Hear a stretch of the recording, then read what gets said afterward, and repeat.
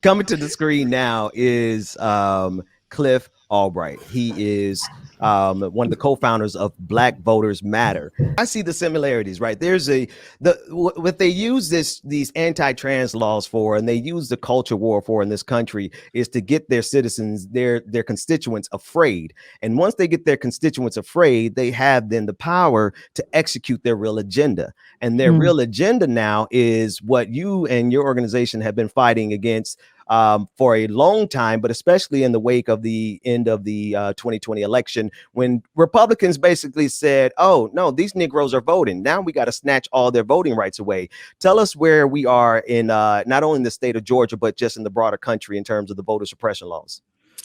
Yeah, thank you so much.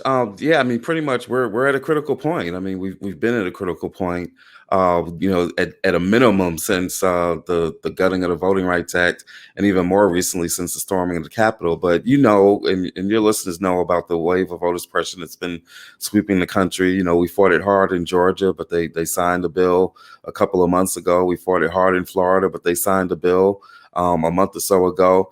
But they tried it in Texas. They tried it. This time it ain't work, right? Third time's not the charm, or the third time was the charm for us.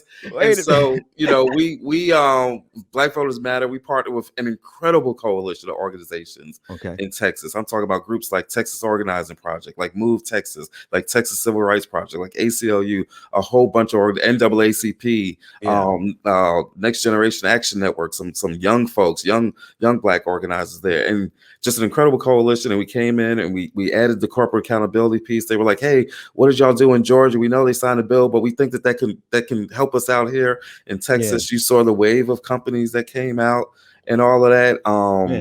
All the strategies, the legislative strategies, direct action, all of that. Yep. You said they tried it in Texas, huh? Yeah, they tried it. They tried it. I want us to play, David. I want us to play this clip of the Republicans in Texas getting, I think they got 85 votes or 87. I forget the exact number. And they waited because they were like, oh, we won. And no, they were like, nope. The clerk said, no, you didn't win because there are no Democrats here. You don't have quorum. So they thought they won on voter suppression, but you got to listen real closely to the end. David, run that clip.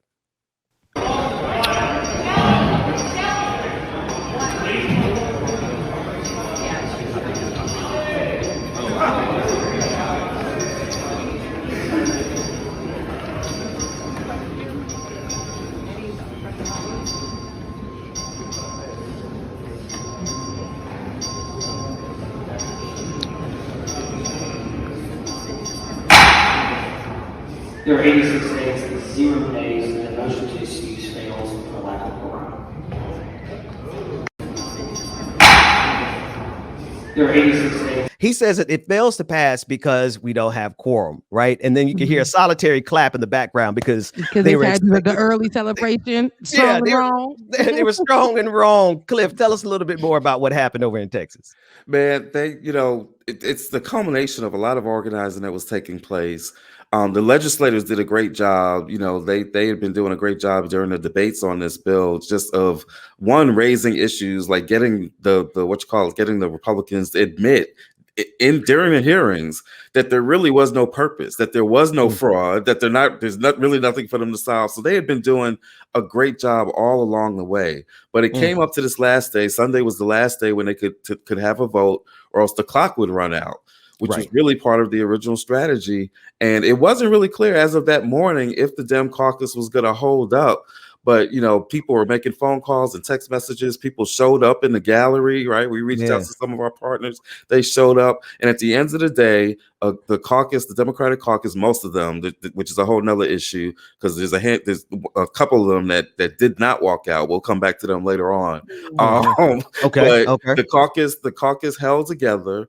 And that motion wasn't actually the motion on the actual passage of the bill. That was really just a motion for them to continue going on with the deliberations. But it amounted to the same thing because they couldn't get past that step, and which meant they definitely couldn't get to the step of actually voting on the bill. But the Dems held out, and they used the power that they had. And this is the moral of the story, because they don't have a majority. That's like we have okay. in the U.S. Senate, right?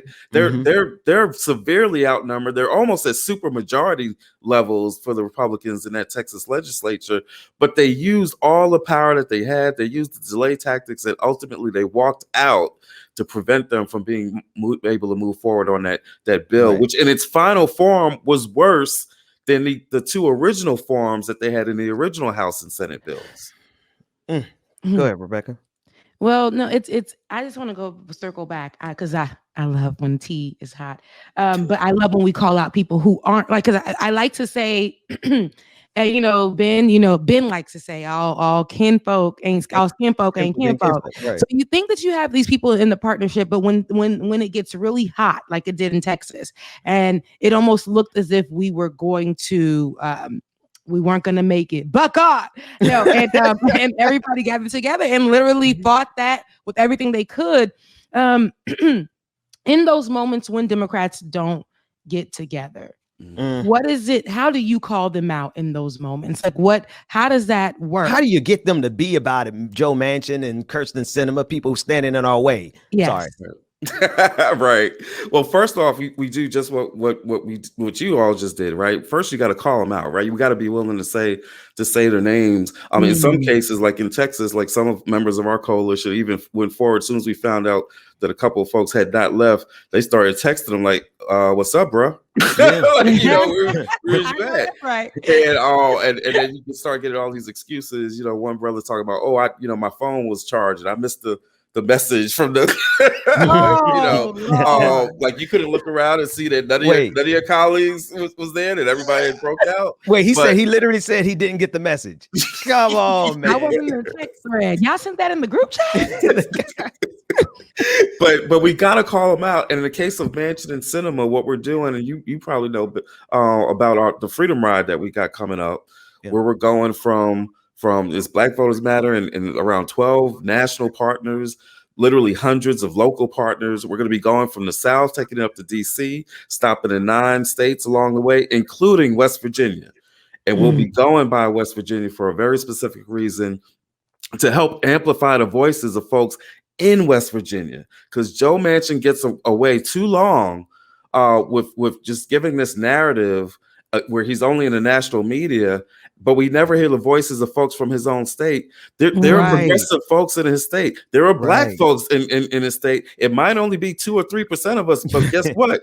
He only won by about 2 points, right? Okay. So there's folks in West Virginia that he's more responsive to than he is to the national media and to the national progressives and all that. So we want to help. We need to hear from them. We need to hear from them. Exactly. They got Who voices. are they and where they at? Because I want to bring them on the show. In our audience, I'm forgetting his name right now, but he calls in all the time and with his stories about what happens in Virginia. And he's the one that usually tells us, hey, we got some progressive folks out here. We do. We just don't never hear about us, but we're out here fighting. We're out here with our Black Lives Matter crew, and so we have some in our audience who always recognize and try to tell us, hey, we're out here. They're trying to silence us, but we're out here. Well, that's some Afro-Latins.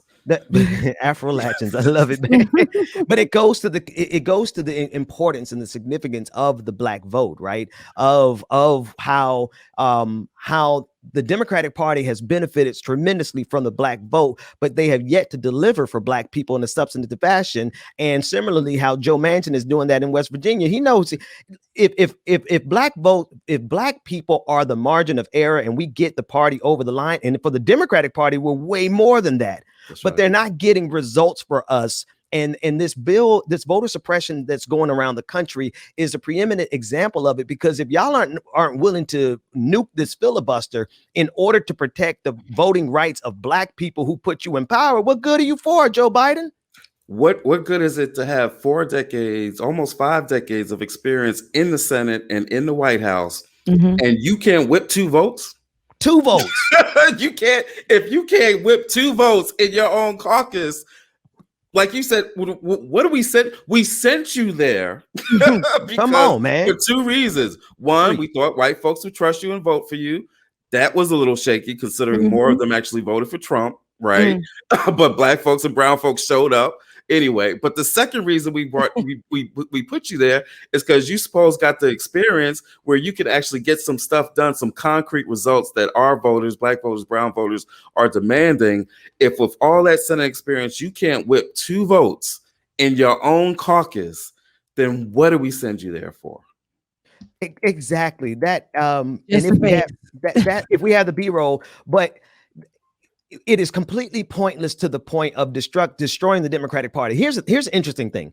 You can't, it is difficult to be a black person and criticize the Democratic Party if you are a black person in power. Jason Johnson had the nerve to criticize Joe Biden's speech yesterday in Tulsa, Oklahoma, and a lot of white liberals lost their damn minds, right? But the truth of the matter is how far are y'all going to let this go? We have been trying to tell you that the Republican Party is playing for keeps, and y'all looking at us like, but now they playing with your political power, and they're not willing to stand up for it. But in Texas, they walked out for it.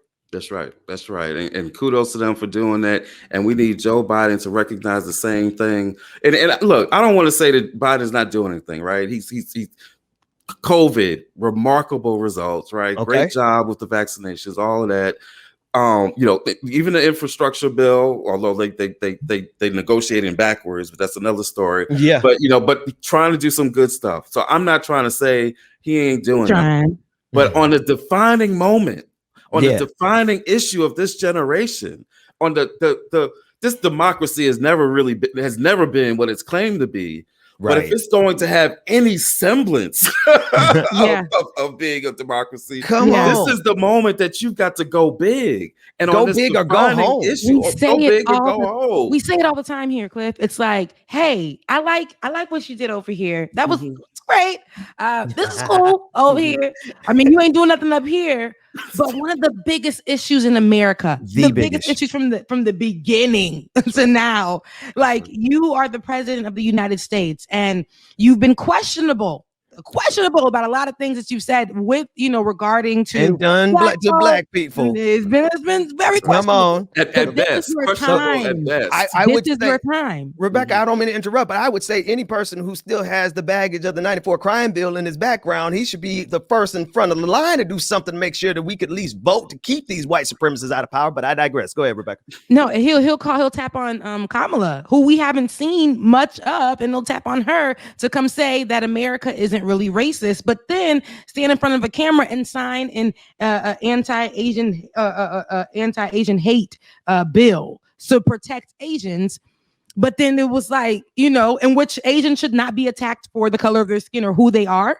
And the same thing for black people here in America. And we've been from the get-go. We've been treated from the get-go. From the beginning. And we've been treated this way. There is no history in America that protects black people. There is no law. There is nothing. Look at Tulsa. Tulsa race riot. I mean, race massacre, and that's part of it. They've been saying riot for so many years because they said that white folks were killed in the riot. That's why the terminology. Well, I'm sorry, Cliff. Let us. You speaking truth to power on here, Cliff, and you. It's like good preaching. It's like good preaching. You came on here preaching, and then you just spilled over to us. But I mean, all of these things are interconnected, and the ability for black people to continue to save this democracy is critical, but they playing with that. Just tell us, I know you got to bounce, so give us the last word here. Well, the last word is we want to get everybody involved in the freedom ride. We want everybody's got a role to play in pushing this demand for this democracy. Real quick, just a side thought, because Rebecca, you got me hyped when you're talking about the role that we played in history and thinking about West Virginia. Think about the name of the state, right? There would be no West Virginia if not for this issue that we're talking about, if not for the issue of black folks and our status in this country and the issue of slavery. That's literally what carved out the need for a West Virginia versus a Confederate Virginia. We have shaped that state. And now we need that state to help us shape this entire debate on this issue of voting rights. Everybody's got a role to play in the freedom rides. We got information. You can connect with us at blackvotersmatterfund.org, social media at blackvotersmtr. Find out how you can get involved, how you could get involved at one of the stops on the route, going from Jackson all the way up through Tennessee to Atlanta to South Carolina, North Carolina, West Virginia, DC. Everybody's got a role to play. And if you can't make it onto the route, guess what? You can participate in the Day of Action on June 26th while we're in DC making the demands. Folks all over the country, all over the West Coast, Midwest, wherever you are, if you can't make it to the route, if you can't make it to DC, you've still got a role that you can play. Everybody's a freedom rider. Cliff, Albright, Black Voters Matter. You keep us all three of us on the screen at the same time. Cliff, one last thing.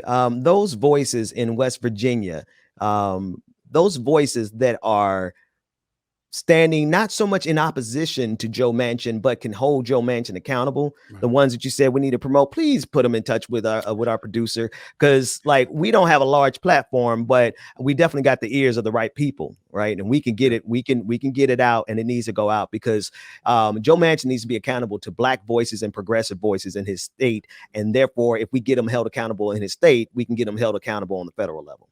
Definitely. We'll definitely put y'all in touch. And I'll call a couple of them out here so that folks can know and go look for them on Twitter or whatever. Delegate Walker, Danielle Walker, incredible sister, elected official there in the state of West Virginia. Check her out. Check out Crystal Good, Black by God, trying to lift voices through her communications outlet. Crystal Good, check her out. Peshka Calloway, check her out.